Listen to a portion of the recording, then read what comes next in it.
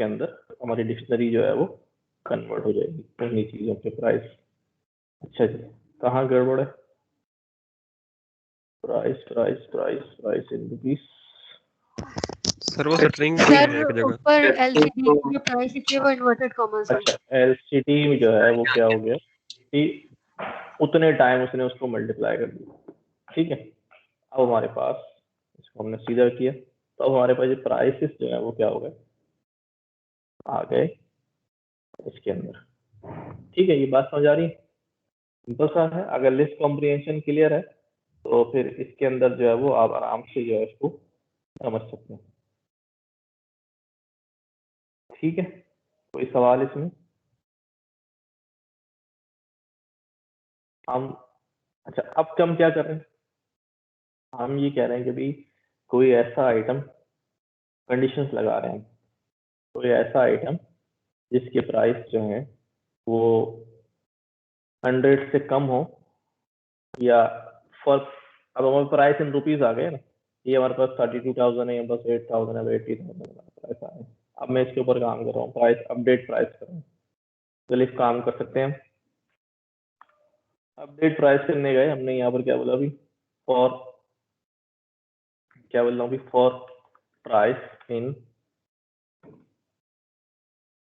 Rupees dot item, price और item जो है वो यहाँ पे आ गए। फर्दर में कंडीशन लगा रहा हूँ। कंडीशन क्या लगा रहा हूँ, बिल्कुल वैसे ही जैसे हमने पहले काम किया था। तो इफ, अगर प्राइस जो है वो क्या हो जाए किसी भी आइटम के, फॉर एग्जाम्पल 50,000 से ऐसे, इफ सॉरी लेस देन 50,000। ठीक है, तो क्या करो भाई, उसके प्राइस को यहाँ पर वही आइटम लिखूंगा की के तौर पे, और अगर 50,000 से कम है तो प्राइस में मैं कहता हूँ भाई मल्टीप्लाई बाय 0.10, 10% का जो है ना इजाफा कर दिया जाए। ये बात समझ में आती? ठीक है, अगर 50,000 से एल्स में क्या करो, अगर वो ये कंडीशन ना हो तो प्राइस को प्राइस ही रहने दो। तो इस सूरत में हमारी जो डिक्शनरी है वो अपडेटेड प्राइस की क्या हो जाएगी, ये हो जाएगी। ठीक है, एलसीडी लैपटॉप के प्राइस भी बढ़ गए 10%, एलसीडी के प्राइस भी बढ़ गए, और एसी के प्राइस जो है वो उतने ही हैं, क्योंकि वो कंडीशन को जो हम लिख रहे हैं, सबसे पहले हम डिक्शनरी कॉम्प्रिहेंशन कर रहे हैं कि हम कैसे डिक्शनरी के अंदर डिक्शनरी क्रिएट करते हैं। हमने यहाँ रेंज से जो है वो नंबर क्रिएट किए, एक नंबर को हमने क्या बना लिया, की बना लिया, और नंबर ही से हमने वैल्यू जनरेट कराई, हमारे पास ये डिक्शनरी क्रिएट हो गई लाइक दिस। ठीक है, जो नंबर आ रहा है वो की बन रहा है, और नंबर का मल्टीपल जो है अपने आप से वो उसकी वैल्यू बन रहा है। यानी यहाँ पर जो हम चीज भेज रहे हैं वो लिस्ट में हम सिंगल चीज भेजते थे कि वो उसका पार्ट बने एक्सप्रेशन, यहाँ एक्सप्रेशन प्लस की दो चीजें भेज रहे हैं जिससे वो डिक्शनरी में कन्वर्ट हो रहा है। फिर हमने एक प्राइस बना ली डॉलर्स में कि हमारे पास ये आइटम है, प्राइस डॉलर्स में, हमने कहा यार प्राइस इन रुपीज करो इसको आइटम को। तो हमने क्या किया, अभी फॉर लूप लगाया, डॉट आइटम में दो चीजें रिटर्न करेगा, यहाँ से की और वैल्यू। हमने की और वैल्यू यहाँ पर रिसीव करी, की को हमने की रहने दिया, वैल्यूज को हमने अपडेट कर दिया। तो हमारी जो लिस्ट थी वो प्राइस इन रुपीज में ये बन गई। अब मैंने प्राइस इन रुपीज अपडेट करने थे, अपडेट करने के साथ साथ मैंने क्या किया, यहाँ से मैंने अपडेट को आइटरेट किया। आइटरेट करने के बाद प्राइस और आइटम जो है हमारे पास दो चीजें आ गई। अब मैं क्या कह रहा हूँ, कंडीशन लगाने के लिए पीछे गया, मैंने कहा भी अगर प्राइस 50,000 से क्या हो, कम हो, तो क्या करना, तो प्राइस के अंदर प्राइस ही का 10% ऐड कर देंगे। ठीक है, तो वो आइटम की इस की के साथ ही प्राइस जो है वो नए वाले शामिल हो जाएंगे। अगर मैंने यहाँ जो बोला कि अगर ऐसा ना हो 50,000 से कम ना हो तो फिर क्या करो भाई, आप उसको ओरिजिनल प्राइस ही रहने दो। यहाँ पर भी दोबारा कंडीशन डाल सकता हूँ कि भाई प्राइस जो है वो क्या कर दो, ओरिजिनल प्राइस में माइनस कर दो 10%। वहाँ मैंने प्राइस बढ़ाए हैं, पैसे कम थे, यहाँ प्राइस ज्यादा होंगे तो हम क्या कर रहे हैं 0.10 हमने इसको इनहांस कर दिए प्राइस। अब हमारे पास अपडेटेड प्राइस वो इसके कम हो गए, इसके कम हो गए और इसके ज्यादा हो गए। ठीक है, कोई सवाल इसमें? सर ये जो इफ और एल्स का जो सिंटेक्स होता है, इसके अंदर अगर खाली इफ लगाना है तो हम एंड में लगाते हैं, और हाँ। ये जो इफ एल्स है इसकी ये मतलब ये फिक्स है या ये चेंज भी हो सकता इफ एल्स की पोजीशन तो यही रहेगी। मल्टीपल इफ में जाना है तो यहाँ पर मैं एलिफ करके मजीद अंदर जा सकता हूँ, एलिफ करके और कंडीशन लगाई और कंडीशन लगाई और कंडीशन लगाई, मल्टीपल कंडीशन जो है ना यहाँ पर हम लगा सकते हैं। ठीक है नासिर भाई, ये सेल 15 को एक दफा फिर से एक्सप्लेन करते हैं, आपकी आवाज बहुत ज्यादा कट रही थी तो समझ नहीं आ रही थी क्या हुआ। चल देखें, मैं बताता हूँ मैंने क्या किया है। मैं अभी इसको हटाता हूँ। ये हमारे पास जो है वो डिक्शनरी है, मैं इसको एक लाइन में पूरी जरा छोटा करके नजर आ जाए इस तरह। ठीक है, हमने सर इसमें बैक स्लैश डाल के नीचे वाली लाइन पे नहीं कर सकते? कर सकते हैं, कर सकते हैं। 2 लाइन में। मैं इसको करता हूँ यहाँ पर। हमने क्या किया है, देखो हमने ये किया है कि हमारे पास एक डिक्शनरी है जिसको हमने डिक्शनरी कॉम्प्रिहेंशन के थ्रू ही क्रिएट किया है, लेकिन खैर हमारे पास अभी डिक्शनरी आ गई। अब मैं क्या चाह रहा हूँ कि इस डिक्शनरी के अंदर जो है कुछ चेंजेस करूँ। चेंजेस क्या करना चाह रहा हूँ, चेंजेस करना चाह रहा हूँ कि भाई मैंने एक कंडीशन ये है कि जिन आइटम्स के प्राइस जो हैं 50,000 से कम है उनकी कीमत 10% बढ़ा दो, और जिनकी 50,000 से ज्यादा है उनकी कीमत 10% से कम कर दो। अब मैं क्या किया, सबसे पहले वही डिक्शनरी आइटम्स के अंदर हम मौजूद है, डिक्शनरी के अंदर मौजूद है, हमने यहाँ पर डिक्शनरी को आइटरेट किया। ये वाला पार्ट देखें, ये पुराना ही पार्ट है जैसे हम लिस्ट कॉम्प्रिहेंशन में भी करते रहे। डॉट आइटम्स हमें क्या करता है, की और वैल्यू दोनों चीजें रिटर्न करता है। की को मैंने क्या नाम दे दिया, जो आएगी आइटम, और वैल्यू जो आएगी उसको क्या नाम दिया हमने यहाँ पर, प्राइस। ये यहाँ पर आ गया, अब मेरे पास रिसीव हो गया। अब मैंने इनको क्या करना है, आया मैं एज इट इज उठा के आइटम और प्राइस यहाँ रख दूं, तो ये वही आइटम और प्राइस जो आ रहे हैं उसको डिक्शनरी का पार्ट बना दी, कोई चीज चेंज नहीं होगी। ये हमने क्या किया, एज इट इज नहीं बना, तो चेंज करना, प्राइस को क्या करना 10% जो है वो बढ़ा देना। अच्छा, अब अगर मैं यहाँ से ये दोनों कंडीशन हटा दूं, ठीक है, तो फिर हर आइटम के प्राइस क्या हो जाएंगे, 10% इंक्रीज हो जाएंगे। जो हमने यहाँ पर जिस तरह किया कि हर आइटम के प्राइस हमने रुपीज में कन्वर्ट करने के लिए 160 से मल्टीप्लाई कर दी। फिर मैं यहाँ कह रहा हूँ कि हर आइटम के प्राइस चेंज करने के लिए मैं क्या कर दूँ, इससे 10% बढ़ा दूँ। लेकिन मैं कह रहा हूँ नहीं, ऐसे नहीं, हर एक पे नहीं, बल्कि एक कंडीशन के तहत जो है ना ये काम किया जाए। तो मैंने सोचा भाई कि अगर प्राइस जो है लेस देन 50,000 हो तो ये काम करना, ठीक है, एल्स अगर 50,000 से कम ना हो तो फिर ये काम करना। इस काम में प्राइस क्या हो रहा है भाई, बढ़ रहा है 10%, प्लस हो रहा है, और इस काम में प्राइस जो है वो 10% कम हो रहा है। ठीक है, कोई सवाल इसमें? No sir. समझ में आ गई बात? बिल्कुल लिस्ट कॉम्प्रिहेंशन की तरह काम है, लेकिन बस यहाँ पर जो है वो आपके पास दो चीजें हैं, वही की और वैल्यूज। ये डॉट आइटम्स जो है ये रिटर्न करेगा आपको की और वैल्यू, और जो ये आइटम्स आपने, ये मैं दिखाता हूँ यहाँ पर।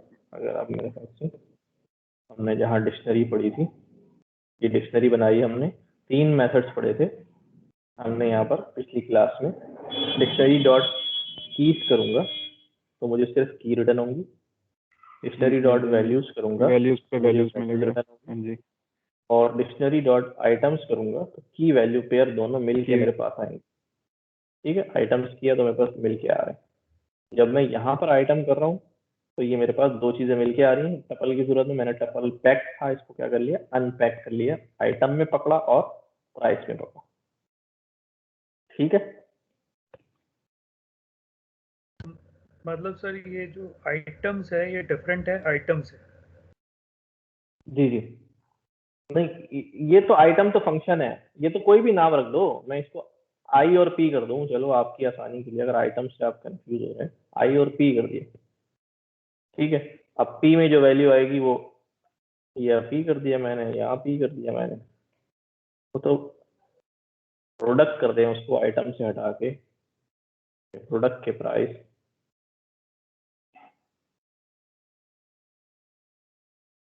चलिए कौन सा एरर है, सर वो शुरू में आइटम है, शुरू में आइटम। शुरू में आइटम लगा हुआ, ये हटा दिया मैंने।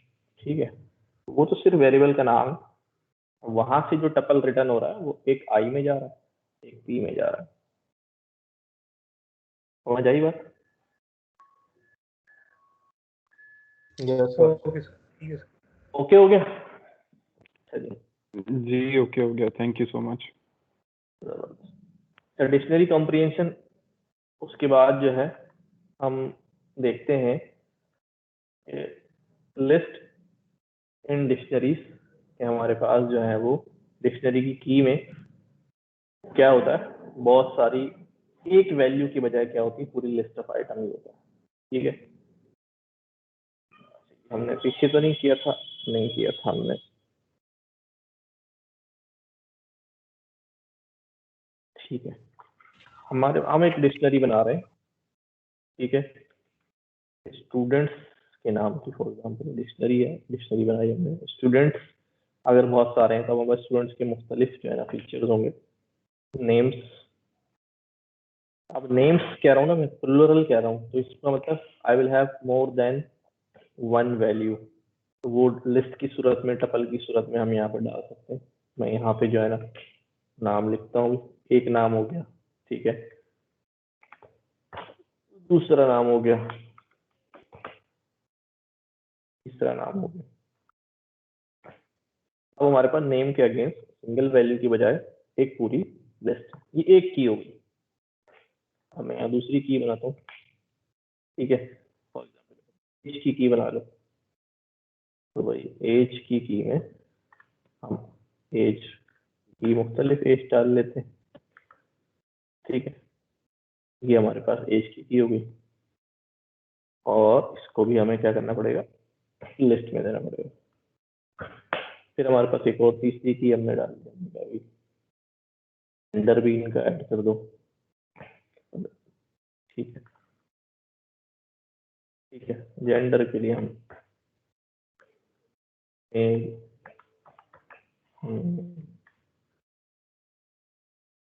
ये हमने जेंडर डाल दिया। इस तरह हम अपने जो है नेम, जी जी, ये नेम एज जेंडर, इसकी डी टाइप क्या होगी, टपल लिस्ट क्या होगी इसकी? देखिए जो नेम है ना, ये तो हमारे पास की है ना, ये तो हमारे पास की अगर टाइप पूछो तो ये स्ट्रिंग है। ठीक है, की अगर हम टाइप पूछें तो की हमारी क्या है, स्ट्रिंग है। आ रही बात? हाँ जी।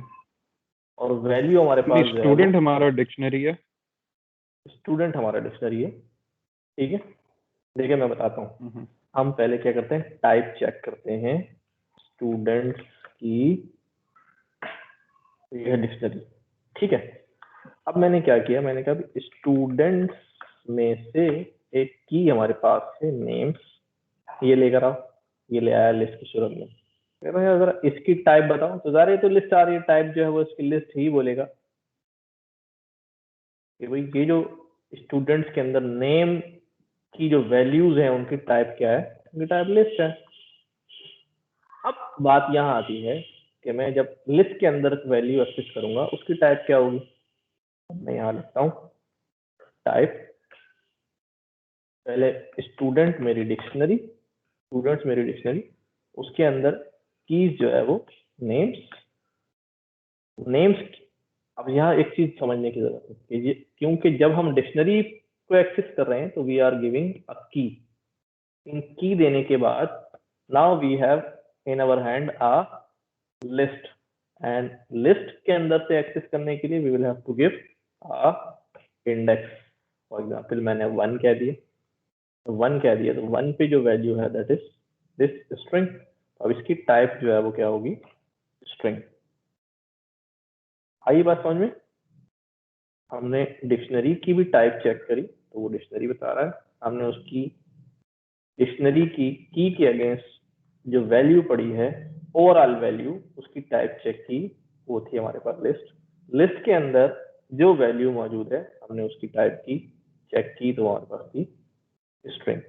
अगर मैं यहाँ पर एज लिख दूं और एज पे गेट करूं तो हमारे पास क्या हो जाएगा अभी, स्टूडेंट्स डॉट एज।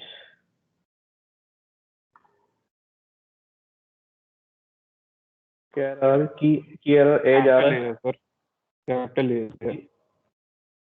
क्या है, कैपिटल ए कैपिटल ए है। ठीक है, अब हमारे पास एज जो है उसके अंदर जो वैल्यूज पड़ी है वो इंटीजर वैल्यू।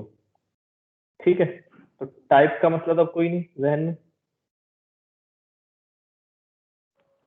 और हम क्लियर हो गया। हाँ, किसी भी वैल्यू को हम यहाँ पर एक्सेस कर सकते हैं और स्लाइस भी कर सकते हैं।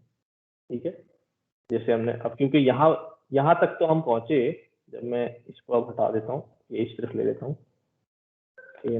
कंट्रोल सी, ये मैंने किया, यहाँ तक हम पहुंचे, लिस्ट थी, डिक्शनरी थी, डिक्शनरी यहाँ एज लिखने के बाद हमें एक्सेस मिल गया उसकी वैल्यू तक जो कि हमारे पास लिस्ट थी। लिस्ट में अब मैं यहाँ पे लिख देता हूँ अभी कि भाई जैसे हम लिस्ट पे सारे फंक्शन इस्तेमाल होते हैं, 0 से लेके भाई 1 2 तक जो स्लाइस करके लेकर आओ तो आपके पास जो है ना वो 23 और 34 जो है ना स्लाइस होके आ जाएगा, क्योंकि अब हमारे पास लिस्ट यहाँ पर मौजूद है। ठीक है, बात समझ आती है? तो ये हमारे पास क्या है, अभी जो हमने काम किया है, ये हमारे पास है लिस्ट इन डिक्शनरीज। तो मैं हेडिंग अगर बना दूं तो दिस विल बी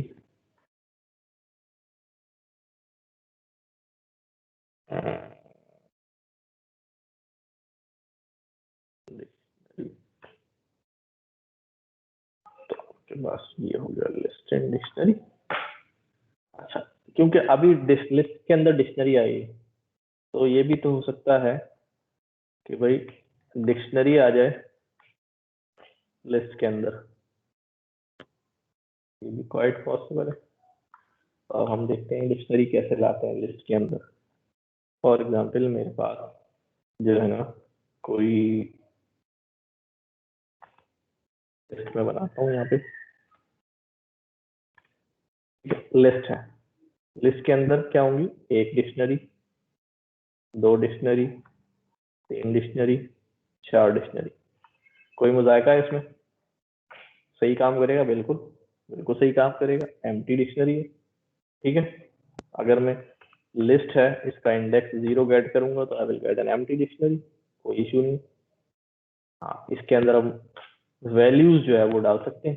तो अब डिक्शनरी के अंदर क्योंकि वैल्यू डालनी है, ठीक है, तो मैं क्या करता हूँ यहाँ पर वही की वैल्यू पेयर बनाते जाता हूँ। इसके अंदर एक बंदे का हमने जो है वो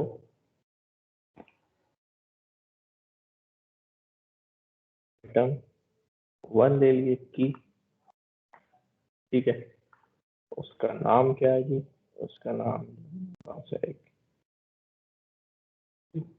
ये एक डिक्शनरी हो गई।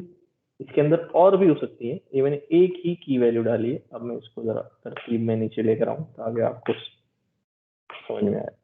एक ही की वैल्यू है, मैं और भी बढ़ा सकता हूँ। आइटम 1 मैं कह सकता हूँ आइटम 2, तो नाम लिख दिया जाए। ठीक है, अब दूसरी जो लिस्ट का आइटम है वो भी जो है हमारे पास क्या हो सकता है, एक की हो सकता है, वो डिक्शनरी हो सकता है। तो इसको भी कर लेते हैं। अच्छा, ऐसा ये हम क्यों पढ़ रहे हैं, आपको ये सवाल में जहन में आ रहा होगा कि इस तरह क्यों पढ़ रहे हैं, कोई आइडिया?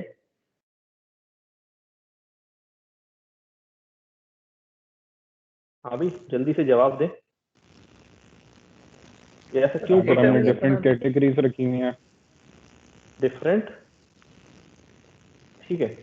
जब हम डाटा पे करेंगे तो हमारे पास जो है ना वो डाटा जो है वो एक्सेस हमें करना पड़ेगा। आमतौर पे जब हम एपीआई से डाटा फैच करते हैं ना, वो उसका फॉर्मेट जो है ना वो इस तरह वाला होता है जो हम अभी पढ़ रहे हैं। मैं आपको यहाँ दिखाता हूँ, ये मैंने एक यूआरएल लिया हुआ जिससे मेरे पास क्या होगा, डाटा आएगा। ये सिर्फ इसलिए दिखा रहा हूँ, हम बाद में करेंगे कि हम ये क्यों पढ़ रहे हैं ताकि पता चल जाए ना वे इतना कॉम्प्लेक्स किए जा रहे हैं बिला वजह। ठीक है, ये हमने तो यूआरएल दिया, उसकी रिक्वेस्ट भेजी, वहां से रेस्पॉन्स आ जाएगा। ठीक है, अच्छा अब हमने क्या करना है इस रेस्पॉन्स को। भाई अपने आप को म्यूट कर लें, नहीं यार क्यों नहीं मान, आपकी डिस्टॉर्शन आ रही है। अच्छा जी, रेस्पॉन्स डॉट जेसन में हमने इसको कन्वर्ट किया, ये हमारे पास अच्छा जेसन है। ये अब जो डाटा हमने फैच किया है ना, देखें कैसा आ रहा है, नजर आ रहा है? ये क्या चीज है गाइस? लिस्ट है, ठीक है, उसके अंदर एक डिक्शनरी, ठीक है, जहाँ कॉमा लगा है ब्रैकेट के बाद वहां एक लिस्ट का इंडेक्स 0 खत्म हो गया, देन इंडेक्स 1, इंडेक्स 2, फिर index 3, index 4 and so on.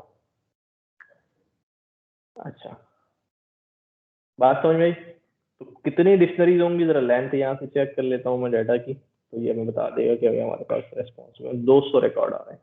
यानी क्या काम हुआ है, ऐसे वाले हमारे पास कितने आइटम रखे हैं इसके अंदर, 200 आइटम रखे हैं।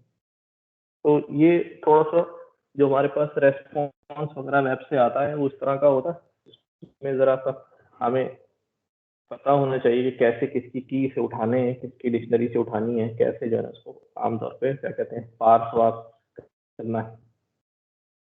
ठीक है, तो अब एक लिस्ट के अंदर क्या हो सकती है, मल्टीपल डिक्शनरीज भी हो सकती हैं। कोई सवाल इसमें?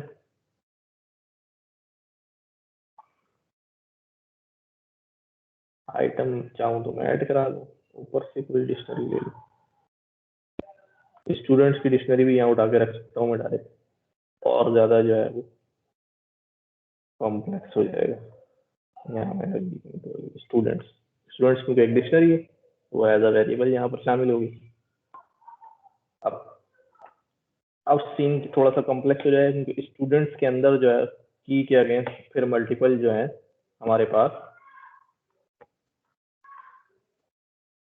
अब मैं लिस्ट को चेक करता हूँ, ये हमारे पास लिस्ट का पहला आइटम एक डिक्शनरी है, दूसरा आइटम भी एक डिक्शनरी है, लेकिन उसकी जो वैल्यूज हैं वो लिस्ट है। ठीक है, अच्छा अब थोड़ा सा खेलते हैं इसके साथ, हम वैल्यू एक्सेस करते हैं। फॉर एग्जाम्पल कोई मुझे, आप में से कोई मुझे बताए कि मुझे इस लिस्ट में से ये वाली एज इंडेक्स करनी है, सिंटेक्स बताएं क्या होगा।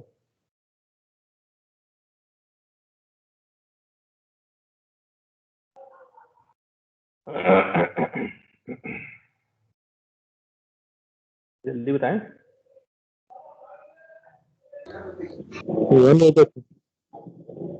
क्या लिखूं, सिंटेक्स बताएं, मुझे 34 ऐड करना है। ए लिस्ट के अंदर नेम्स के अंदर एक मिनट ए लिस्ट के अंदर आपने बोला नेम्स, देखो जरा सोचो, लिस्ट के, अब जब एक लिस्ट है तो लिस्ट के अंदर आप की देते हैं या इंडेक्स देते हैं? नहीं, वन आएगा। वन आएगा तो इंडेक्स जितना 0 आएगा। इंडेक्स, ये इंडेक्स 0 है और ये इंडेक्स 1 है पूरा। 2 आएगी सर। नहीं अच्छा। 1 आएगा, देखो ना, दो ही है ना, 1 आएगा। 1 आएगा।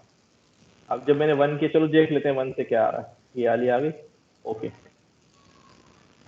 अच्छा जी, अब हमने क्या करना है, हमें 1 के, अब क्योंकि जब हमने 1 दिया है, समझिएगा, जब हमने 1 दिया है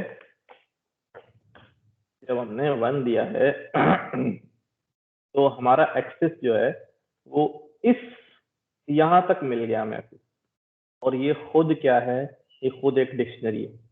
अब इसके अंदर हमें क्या खेलना पड़ेगा,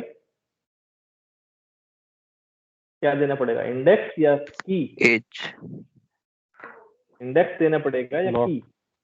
एज इंडेक्स देंगे। की देनी पड़ेगी देंगे। हमें, ठीक है। अच्छा, की जब दे दी मैंने, अब की से हमारा एक्सेस कहां तक हो गया, लिस्ट तक हो गया। अब लिस्ट में फर्दर जाने के लिए क्या देना पड़ेगा मुझे, इंडेक्स देना पड़ेगा 1। इंडेक्स देना पड़ेगा 1, तो हमारे फिर पास 1 आ जाएगा।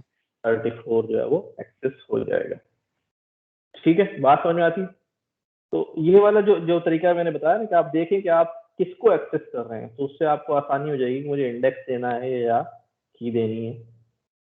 ठीक है, तो इजीली आप कितना भी कॉम्प्लेक्स बना दो, आप कोई भी जस्ट फॉर द इंफॉर्मेशन, हाँ, ज्यादा रिसोर्स हंग्री कौन सी होती है, डिक्शनरी इन लिस्ट या लिस्ट इन डिक्शनरी, या इक्वल रिसोर्सेज खाती हैं?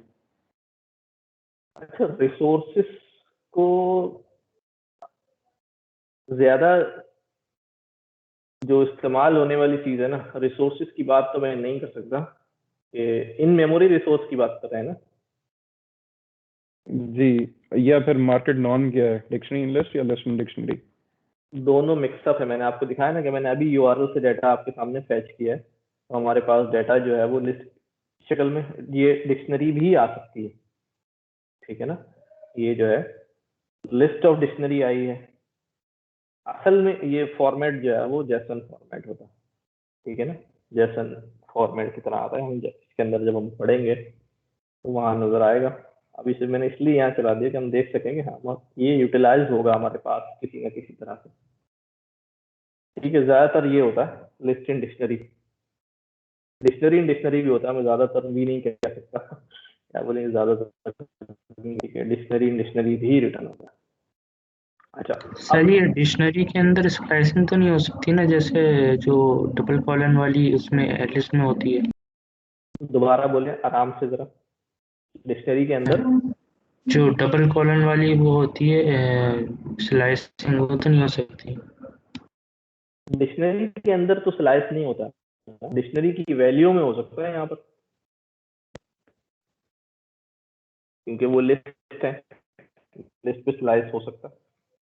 अब हमारे पास अगर डिक्शनरी के अंदर क्या हो जाए, डिक्शनरी हो जाए, डिक्शनरी एंड डिक्शनरी, ये भी केस हो सकता है, ठीक है, होता ही है। इंसर्ट सेल, इंसर्ट करना,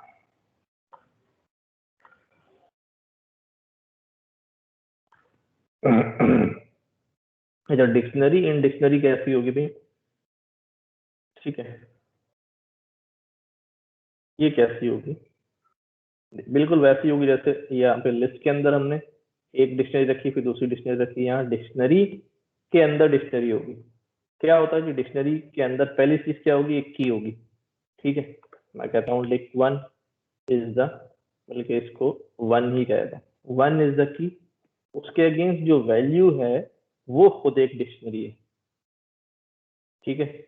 इसकी की जो है ये है, और इसकी वैल्यू जो है वो 11, ये पहली, ये इस डिक्शनरी की पहली की और उसकी वैल्यू, कॉमा लगाया मैंने। अब इस डिक्शनरी की दूसरी की, ठीक है, और इसकी वैल्यू, की वैल्यू, क्योंकि इसकी वैल्यू खुद एक डिक्शनरी है तो उसके अंदर भी फर्दर क्या होंगी, की वैल्यू होंगी, ठीक है।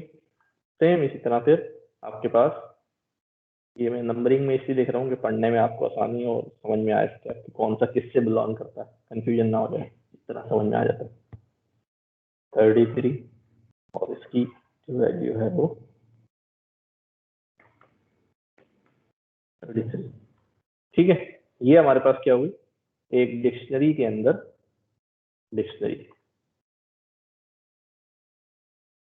ठीक, और भी वैल्यूज इसके अंदर हो सकती हैं 12 13 13, आप इसको आगे बढ़ा लें, अब हमारे पास ये डिक्शनरी एंड डिक्शनरी बन गई। तो अब अगर मुझे इसमें से एक्सेस करना है, फॉर एग्जाम्पल मुझे ये 33 वाली की जो है वो क्या करनी है, एक्सेस करनी है, क्या करूं जी, क्या हो सकता है बताएं कोई।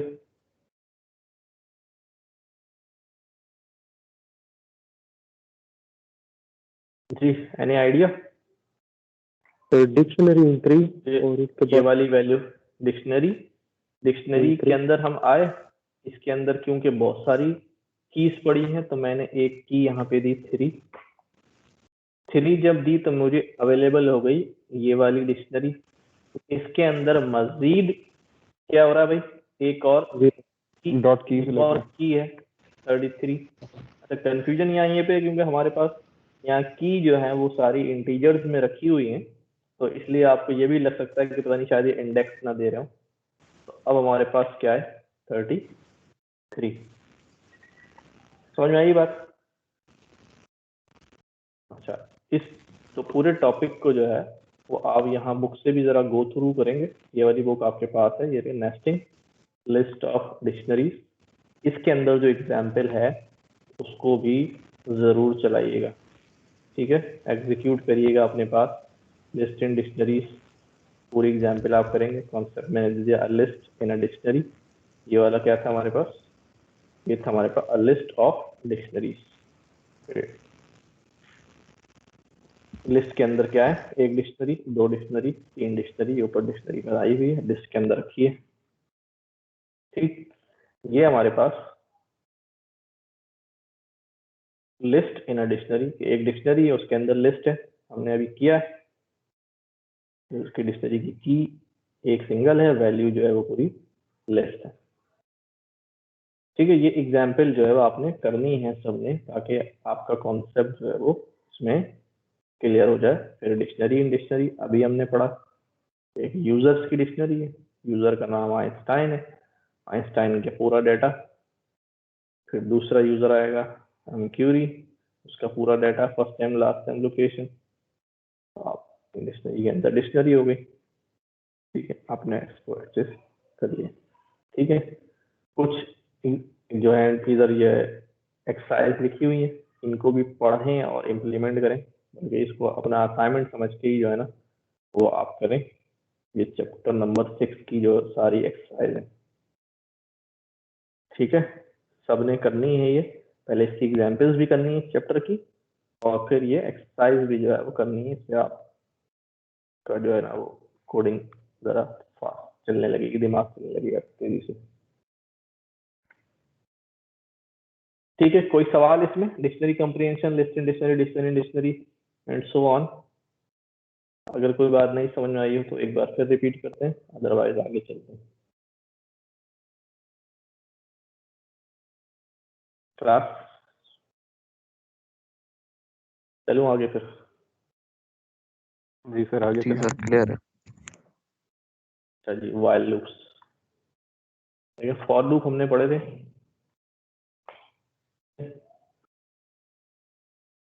सबको याद है फॉर लूप? ये 2 लूप क्यों भाई, फॉर क्यों, वाइल लूप और फॉर लूप क्या फर्क है भाई इसमें?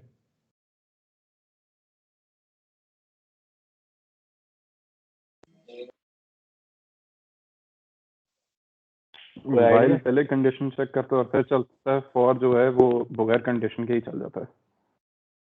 वाइल जो है पहले कंडीशन चेक करता है फिर चलता है, और फॉर जो है पहले बगैर कंडीशन के चल जाता है। अच्छा, यहाँ देख लेते हैं, अपना फॉर लूप भी रिवाइज कर लेते हैं। फॉर नंबर इन नंबर्स की एक लिस्ट ले लेते हैं।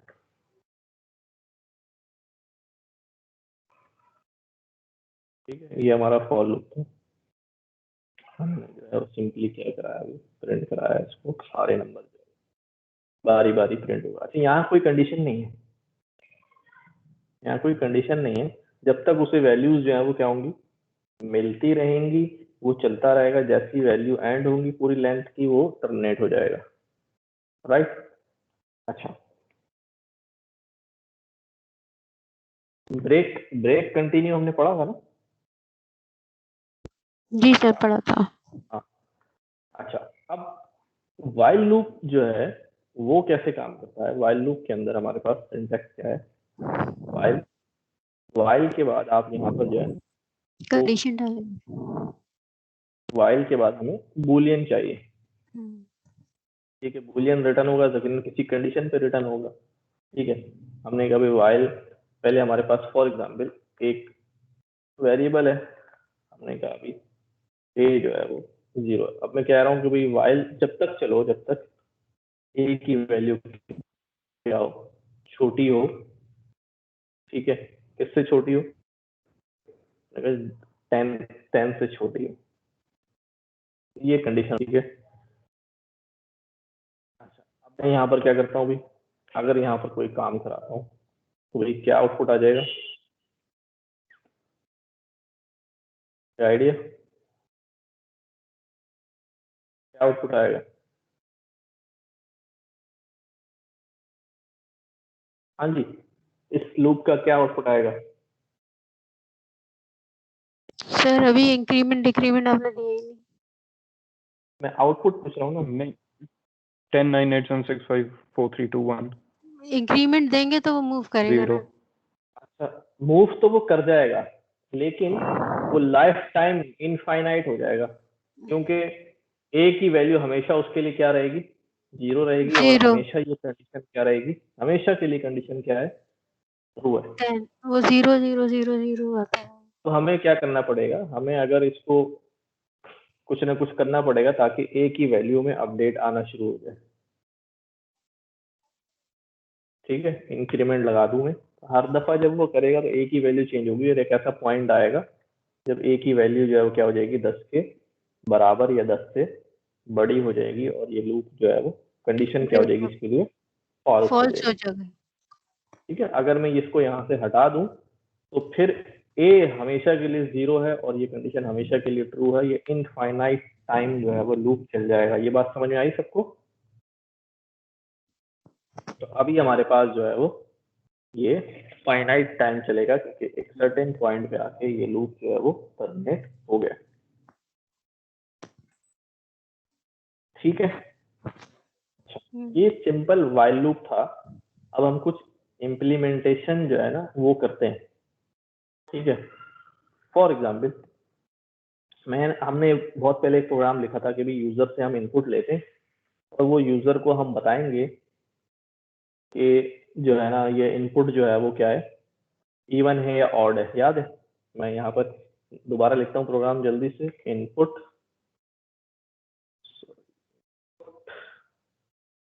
मैंने कहा भी एंटर नंबर, फिर मैंने इसको टाइप कास्ट कर दिया। टाइप कास्ट इंटीजर में करूंगा क्योंकि कंसोल से जो भी इनपुट आता है वो क्या होता है? स्ट्रिंग फॉर्म में होता है। अच्छा, नंबर हमारे पास आ गया। फिर हमने क्या करना था? इस नंबर को बताना था, क्या बताना था कि इफ नंबर, ये नंबर इनपुट आया है, इसका मॉड्यूलस ले लूं 2 के साथ और जवाब जो है वो 0 के इक्वल आ जाए तो फिर हमें क्या प्रिंट हो जाए भाई? प्रिंट हो जाए कि नंबर क्या है? इवन नंबर है। ठीक है, एल्स ये नंबर क्या होगा भाई? ये नंबर जो है वो ऑड नंबर है। ठीक है, अच्छा ये क्या है? ये हमारे पास हमने इनपुट दिया, नंबर बताया, उसने बता दिया, इवन बता दिया, और ये लूप क्या हो गया? लूप तो था ही नहीं, तो ये बात यहाँ पे खत्म हो गई। ये कंडीशन खत्म हो गई। हाँ, ये प्रोग्राम खत्म हो गया। लेकिन मैं क्या चाह रहा हूँ कि मैं ये प्रोग्राम खत्म ना हो बल्कि वो यूजर से दोबारा पूछे, यानी ये काम बार बार क्या हो? बार बार। तो मैं इसको रखता हूँ फॉर लूप के अंदर पहले। ठीक है, अच्छा फॉर लूप में जब रख रहा हूं मैं और ए इन, अब मैं कितनी बार पूछना चाह रहा हूं तो मुझे यहाँ पर बताना पड़ेगा उसे। For a in range, for example मैंने कहा 5 दफा पूछना। ठीक है, 5 दफा पूछने के बाद मैंने यही चीज जो है वो यहाँ पर कॉपी करके यहाँ डाल दी। अब ये लूप चलेगा, 5 दफा जो है वो उससे पूछेगा और प्रिंट श्रिंट जो है वो करवाता रहेगा। ऐसे ही है? अच्छा ठीक है, इवन इवन इवन आ गया, इनपुट तो लिए ही नहीं मैंने। अच्छा ये रहा इनपुट, तो सी फॉर लूप के अंदर मैंने इनपुट ले लिए। अब वो मुझसे क्या कर रहा है, इनपुट मांग रहा है। मैंने कहा जी 4 इवन है, मैंने कहा जी 3 ऑड है, 1 ऑड है, 6 इवन है, ठीक है, 7 ऑड है। 5 दफा देने के बाद ये क्या हो गया, टर्मिनेट हो गया। अच्छा चलो अब इसी काम को व्हाइल लूप से करते हैं। सेम काम जो है वो किससे करता हूँ मैं, व्हाइल लूप से करता हूँ। मैंने क्या किया, अच्छा जी मैंने यहाँ पे लिखा भी एक वेरिएबल बना लिया। मैंने कहा भी ए 0, फिर मैंने यहाँ पर कंडीशन लगा ली व्हाइल ए जो है वो लेस देन हो 6। तो ये काम जो है वो चलता रहा। अब इसकी बॉडी में आ गए, इसको इंडेंट किया मैंने थोड़ा सा, ये इसकी इंडेंटिंग हो गई। और हर दफा ए में क्या करता जाओ, 1 ऐड करते जाओ ताकि इनफाइनाइट नहीं हो, ठीक है। अच्छा जी इफ पे कंडीशन ये पीछे जाएगा, प्रिंट प्रिंट प्रिंट और ठीक है, inter a number 3 odd, 5 odd, 7 odd, 2 even, 8 even, 1 odd और ये टर्मिनेट हो गया, ठीक है। बात समझ में आई है? अच्छा क्या अब एक मसला है यहाँ पर, मसला ये है कि मैंने लूप तो 5 दफा चला दिया, यूजर से नंबर भी मांगते जा रहा हूँ, ठीक है, लेकिन यूजर और भी नंबर टेस्ट करना चाह रहा है, ठीक है। जैसे पहले फॉर लूप से चलाता हूँ, इस केस को समझिए। इंटर नंबर, मैंने कहा जी 5। अच्छा 5 मैंने लिख दिया, उसने ऑड बता दिया। मैं और नंबर जो है ना वो नहीं देना चाह रहा, मुझे एक ही नंबर टेस्ट करना था, ये मुझसे और मांग रहा है। तो क्या मैं लूप को रोक सकता हूँ? जी जल्दी बताएं। अल्लाह सर इसका चेक लगा सकते हैं। इसका चेक लगा दूं किस value number? If you want to enter any number or exit, वो फिर ब्रेक उसके अंदर अप्लाई करके उसको रोक लेंगे, टर्मिनेट कर लेंगे। अब सीन ये है कि अभी मैं यहाँ पर इफ का चेक जो है ना लगाऊं, नंबर इनपुट ले रहा हूँ, किस नंबर पे लगाऊं? वो पता नहीं कब, यूजर के बारे में मुझे नहीं पता ना, वो कब टर्मिनेट करना चाह रहा है, कितने Then नंबर we डालना use चाह the रहा है। switch case. हमें मालूम ही नहीं। अच्छा मैं पहले तो फिर भी रोक सकता हूँ, लेकिन अगर 5 के बाद यूजर 6 डालना चाह रहा है तो फॉर लूप में मैं उसको इससे आगे नहीं चला सकता। सेम केस यहाँ पर है कि मैं इसको पहले तो फिर भी रोक सकता हूँ, कंटिन्यू ब्रेक करा लूँ, चेक लगा दूं कि ये वैल्यू आ जाए तो जो है ना रोक देना, लेकिन वो इससे आगे तो नहीं चल सकता। तो फिर हम क्या करते हैं, ठीक है, फिर हम क्या करते हैं कि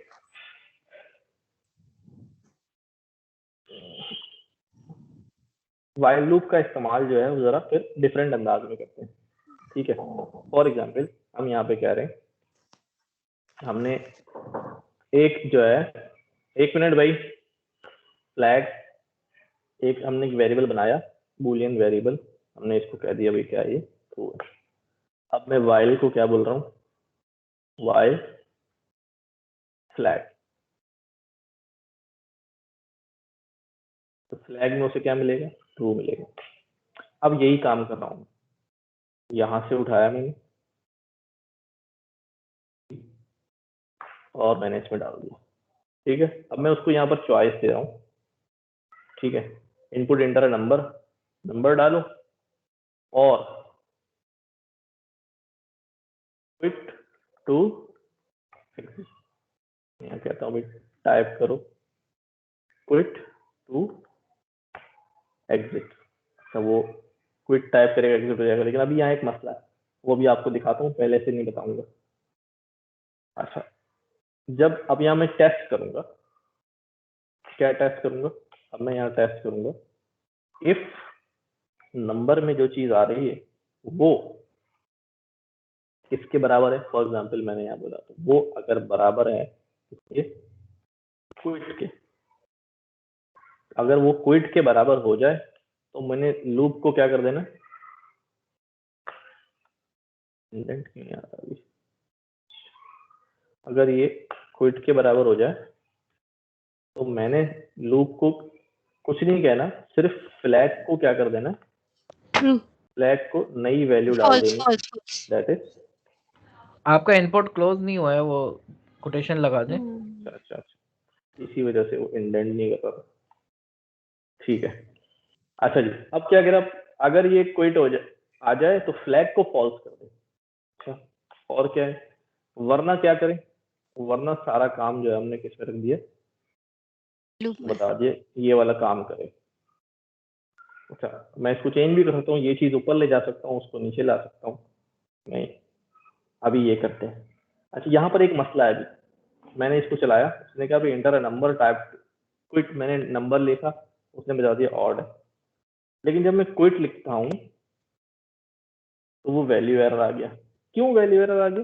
क्योंकि जब यहाँ पर क्विट डाला, उसको मैं क्या बोल रहा हूँ, टाइपकास्ट कर रहा हूँ इंट में। तो वो क्विट कैसे टाइपकास्ट होगा इंट में, वो तो होगा ही नहीं। ठीक है, तो ये मसला है। तो फिर मुझे यहाँ से टाइपकास्टिंग जो है वो हटानी पड़ेगी, और मैं जहाँ पर टेस्टिंग कर रहा हूँ यहाँ पर टाइपकास्ट कर दूं उसको, ताकि वो क्विट को जो है ना वहां पर टर्मिनेट की वजह से मसला ना। अब उसने बोला अभी 3, 4।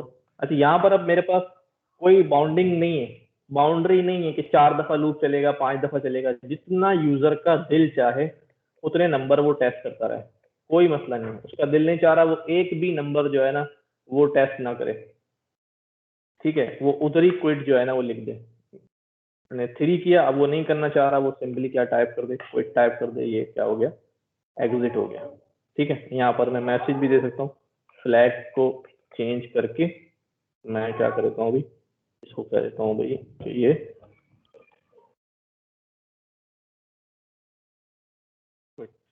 ठीक है। अब वो क्विट करते हुए जो आपको लिखा हुआ भी आ जाएगा कि ये इसने जो है वो क्विट कर दिया। ठीक है, बात समझ में आई? तो पहले वाली दोनों कंडीशनल वाले केस के अंदर लूप जो है वो लिमिटेड टाइम चल रहा था, और वो कंट्रोल आपके पास था कि आपने जितनी दफा चलाया है यूजर को लामोहला उतनी दफा ही देना है, चाहे वो चाहे या ना चाहे। 5 दफा चल रहा है तो 5 दफा इनपुट देना है, अदरवाइज आप वो करेगा नहीं। यहाँ पर अब चॉइस जो है वो किसके पास चली गई है, वो यूजर के पास चली गई है कि यूजर जिस वक्त जिस इंस्टेंस पे चाहे इसको क्या कर सकता है, क्विट कर सकता है। ठीक है, बात समझ में आई सबको? इसकी एग्जाम्पल भी बुक के अंदर फ्लैग वाली और ये सारी यहाँ मौजूद है वाइल लूप के अंदर, इसको गो थ्रू करिएगा। User input and while loop अभी हमने किया है, यूजर इनपुट तो हम बहुत पहले से ले रहे हैं।